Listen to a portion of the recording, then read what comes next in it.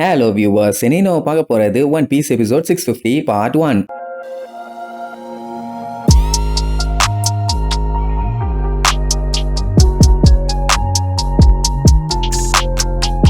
Open பண்ணா போன பாட்டுல நம்ம லூஃபி ஒரு வழியா அந்த மாடசாமி மண்டையனை அடிச்சே ஜெயிச்சிட்டான். இப்போ பிளாக் ஏ பி சி மூணுலயுமே 3 கண்டஸ்டன்ட்ஸ் ரெடியா இருக்காங்க. இனி டி பிளாக் மட்டும் தான் மிச்சம். இப்போ பிளாக் ஏல ஜெயிச்சது பிளாக் பியர்டோட பைரட்டை சேர்ந்த பர்ஜஸ். அந்த தடிமாட்டு பைய எப்பேற்பட்ட கொடூர குரங்குன்னு நமக்கே தெரியும். சரி, அடுத்து பிளாக் பி பாட்டோ கிளப்ங்கிற பைரட் குரூப்பை சேர்ந்த கேப்டன் பாட்டோலோமியோ. இவன் எப்படி அசால்ட்டா ஜெயிச்சான்னு பார்த்தோம். என்ன அவனை எவனுக்குமே சுத்தமா புரியல. அடுத்து பிளாக் சி இந்த கிரௌட்ல இருக்க எல்லாத்தோட ஃபேவரட்டான ஒரு கேரக்டர் லூசி, ஒரு பயங்கரமான கிளாடியேட்டர். இன்னும் ஒரே ஒரு ஆளை மட்டும் செலக்ட் பண்ணிட்டா போதும், அவ்வளவுதான். அதுக்கப்புறம் என்ன ஃபைனல்ஸ். ஆனா அதுக்கு முன்னாடி அந்த ஸ்டேஜை ரெடி பண்ணணும். ஏன்னா சண்டை போட்டு ரெண்டா பாழ்ந்துட்டானே, இதை ரெடி பண்ண ரொம்ப நேரம்லாம் ஆகாது, ஒரு 15 நிமிஷம். அது வரைக்கும் டி மேட்ச் கொஞ்சம் டிலே ஆகும், அவ்வளவுதான். அந்த டைம் இங்க நம்ம லூஃபியை காட்டுறாங்க. அப்படியே சோகமா டயர்டா வந்துட்டு இருப்பான். ஏன்னா சண்டை வேற லெவல்ல போட்டிருக்கான்ல. அப்போங்கும்போது ஆப்போசிட்ல அந்த கேவண்டிஷ் பைய டே லூஃபி உன்னை நான் கொல்லாம விட மாட்டேன்னு குலவெறியோட கத்திட்டு வருவான். ஐயோ மறுபடியும் வந்துட்டானான்னு முழிக்கும் போது அந்த டுரண்டல் ஸ்வாட வச்சு அட்டாக் பண்ணுவான். லூஃபி தான் இவன் கூட சண்டை போடணும்னு யோசிக்க கூட இல்லையே. அதனால அட்டாக் பண்ண எல்லாத்துலயும் எஸ்கேப் ஆயிட்டு இருப்பான். குறுக்க வரவனுங்க மண்ட முடியெல்லாம் பாதியா கட்டாயிரும். நல்ல வேலை மண்ட சிக்கல. இப்படி இங்க பெரிய கலவரம் போயிட்டு இருக்குமா, அந்த வழியா வந்த பாட்லோமியா பார்த்துட்டு அவனுக்கு ரெண்டு பேத்தோட சண்டையும் பார்த்துட்டு ஐயோ என்னாச்சுன்னு பதறுவான். அந்த டைம் ஒரு 2 பேரு மறுபடியும் அந்த கேவண்டிஷ் பைய ஸ்டார் ஹேட்னு சொல்லிட்டு பஞ்சாயத்து பண்ண ஆரம்பிச்சிட்டான். அவனுக்கு அறிவே இல்ல. அந்த ஸ்டார் ஹேட் எல்லாம் அவன் அண்ணனை கூட காப்பாத்த துப்பு இல்லாதவன். வார் ஆஃப் பெஸ்ட்ல என்னத்தை தான் கிண்டுனானோ.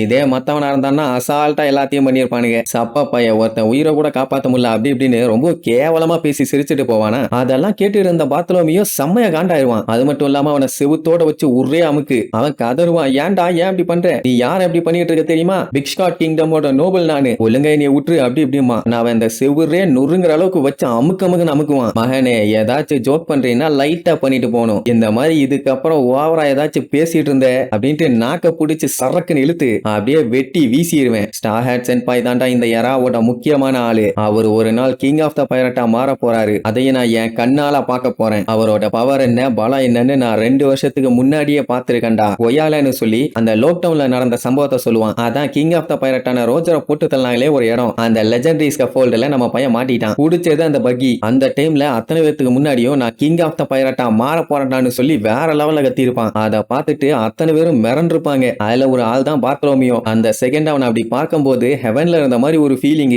இதுல வேற நம்ம பையன் வெட்டும் போது இழிச்சுக்கிட்டே இருந்தால அதுதான் செம காமெடி. அந்த டைம் தான் ஒரு பெரிய தண்டர் ஒண்ணு வந்து அடிச்சு நம்ம பையன் எஸ்கேப் பண்ணது வேற யாரும் இல்ல, அவங்க அப்பா தான். ஆனா அது அவனுக்கு தெரியாது. லக்கிலி நான் தப்பிச்சிட்டேன்னு அதே சிரிப்போட அங்க இருந்து கிளம்பி இருப்பான். அந்த மிராக்கிள லைவா பார்த்ததுக்கு அப்புறம் பாத்லோமியோ அவனை ஃபாலோ பண்ண ஆரம்பிச்சிட்டான். அதாவது அவனை பத்தி ஏதாச்சும் நியூஸ் வந்துச்சுன்னா அதை கண்ணி வைக்காம படிப்பான். உதாரணத்துக்கு நம்ம பையன் அலப்பாஸ்டால போய் பண்ண அலப்பறை, இனிஸ்லாபில போய் கவர்மெண்ட்டையே ஏறி மிதிச்சது, அப்புறம் இம்பல் டவுன்ல போய் பண்ண அலப்பறை எல்லாம் கணக்கே இல்ல. இப்படி எல்லாத்தையும் பார்க்க அப்படியே ஆடி போயிட்டான், அசந்து போயிட்டான். அதுலயும் கடைசியா மரைன் ஃபோர்டு தான் தரமான சம்பவம். அதுக்கப்புறம் அவங்களோட வாண்டட் போஸ்டர்ஸ் எல்லாத்தையுமே கலெக்ட் பண்ணி வச்சுக்கிட்டு அதை பார்த்து என்ஜாய் பண்ணுவான். அந்த டைம் ஒருத்தன் பாஸ் அந்த நேவி சோல்ஜர்ஸ் எல்லாம் அடிச்சு துவச்சு வச்சிருக்கமே என்ன பண்ணலாம் கேட்பான். அவங்களை தூக்கி தண்ணியில போடுன்னு சொல்லி போட்டோவை பார்த்துக்கிட்டே சொல்லுவான். பாத்லோமியாவும் சும்மா சாதாரண ஆள் இல்ல. அவன் கண்ட்ரோல்ல 150 டவுன் இருக்குது. ஆனா லூஃபியை பார்த்து இன்ஸ்பயர் ஆகி கப்பல் ஒன்னு எடுத்துக்கிட்டு செயில் பண்ண கிளம்பினான். இதெல்லாம் யோசிக்கும் போதே எவ்வளவு நல்லா இருக்குது. கொய்யால அவரை பத்தியாடா பேசுனேன், இந்த நாக்கு தானே பேசுச்சு. இன்னும் ஒரு டைம் அப்பவே சொல்லிட்டி பேசுனிய அதே மாதிரி பேசு.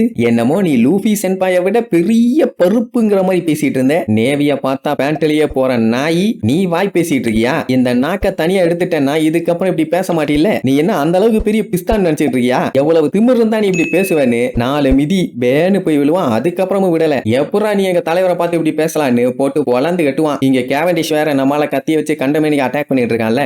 அசால்ட்டா அந்த கத்தியை புடிச்சு வச்சுக்குவான். அவன் விடுறாமா, இவன் விட மாட்டேன்மா. ஒழுங்கா சண்டைக்கு வாடா, உன் மண்டைய நான் உடைக்காம விட மாட்டேன்பானா. நான் ஏன்டா நடுச்சாமத்துல போய் சுடுகாட்டுல நிக்கணும்? லூசு பையல, உனக்கு எனக்கு சண்டை போட என்னடா இருக்குது? நானே ஆல்ரெடி சண்டை போட்டு செம்ம டயர்ல இருக்கேன். தேவையில்லாம இப்படி பண்ணாதுன்னு சொல்லிட்டு லூஃபி ஒரு சைடு கத்தியை பிடிச்சி இழுப்பான். கேவண்டிஷ் அங்க பிடிச்சிட்டு கத்தியை இழுப்பான். இப்படியே 2 பேருக்கு நடுவுலயே செம்ம ஃபன்னா இருக்கும். அப்புறம் லூஃபி என்ன பண்ணுவான், ஒன் சைடுக்கு அப்படியே ரொட்டேஷன் போடுவானா. 2 பேரும் அப்படியே அடிச்சு புரண்டு விழுவானுங்க. ஆனா மறுபடியும் அதே மாதிரி பிடிச்சிட்டு நிப்பானுங்க. பாத்லோமியோ தூரத்துல இருந்து லூஃபியை பார்த்துட்டு அவனுக்கு சந்தோஷம் தாங்க முடியல. எப்படி போய் பேசுறது, அவர் எவ்வளவு பெரிய ஆளுன்னு சொல்லி அப்படியே வெடவெடத்து போய் நின்னுட்டு இருக்கான். லூஃபியோட கண்ணுக்கு கீழே அந்த தழும்பு இருக்கும். அந்த தழும்பை பார்த்துட்டு இது அவர் அவரே தான், இது நிஜம்தான், சூப்பர், நான் அவரை பார்த்துட்டேன் அப்படின்ட்டு அவனால ஆனந்த கண்ணீரை கண்ட்ரோல் பண்ண முடியல. என்ன இப்ப அந்த கேபேஜ் மாட்டியம் குறுக்க வந்து உசுர வாங்கிட்டு இருக்கான்ல, லூஃபி சென்பாய் கூடயே நீ சண்டைக்கு போறியாடா குய்யால, உன்னை நான் சாகர வரைக்கும் அடிச்சு மண்டைய உடைக்காம விட மாட்டேன்டா கேவண்டிஷ்னு வாயை எடுப்பான். ஆனா லூஃபிக்கு முன்னாடி கத்தக்கூடாதுன்னு வாயை முடியுவான். இப்படியே ரெண்டு பேரும் மாத்தி மாத்தி அங்க முக்கிட்டு இருக்கும்போது திடீர்னு யாரோ கூப்பிடுவாங்க. யாருன்னு பார்த்தா அந்த ஜிஞ்சாவோட கேங் தான். அவங்க தாத்தா ஜிஞ்சாவோ ஏதோ அவங்கிட்ட பேசணுமாமா. லூஃபி என்ன நினைச்சுக்கிட்டான், மறுபடியும் அவன் சண்டைக்கு வரான் போலன்னு, டேய் ஆளை விடுங்கடா என்னால முடியலடான்னு புலம்பி தள்ளுவானா. ஐயோ அப்படியெல்லாம் இல்லன்னு சொல்லிட்டு